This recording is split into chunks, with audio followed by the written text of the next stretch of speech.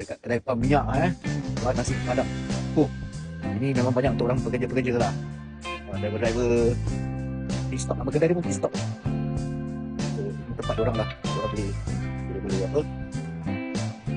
Dan dia barang-barang dia beli baru. Aku tak tahu pam minyak ni boleh rekod video atau tidak lah.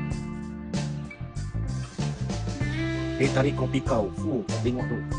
Sekejap nampak kan? Dia tu. Dia ada kiri guys. Pit stop makan jom. Ada macam-macam lah. Dia tarik, kuih-kuih. Semua ada guys. Burger nak beli.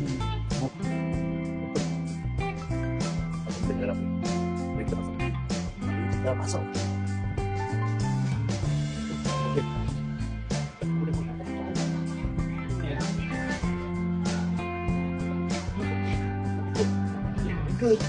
Best kot. Macam-macam kalau boleh cakap apa kuih smart dia dalam burung.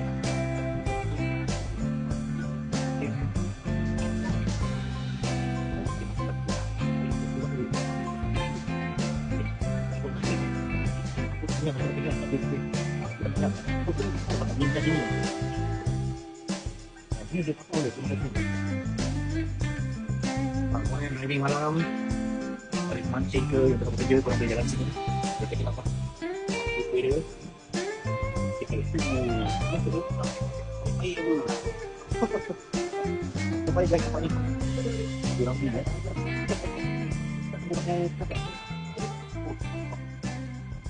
yang beli dia nak selagi macam-macam guys. Buat advisor tak? Wow. Burger orang beli steak. Ayam.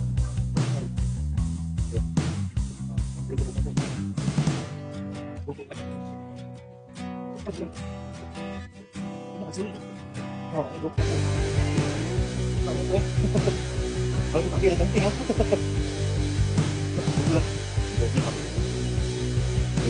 Panas ah. Bom. Okey, terusnya yang lain ni kita akan padang.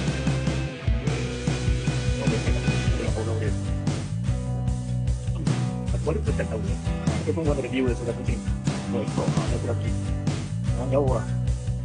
Tapi baiklah kan ada tempat jauh tu.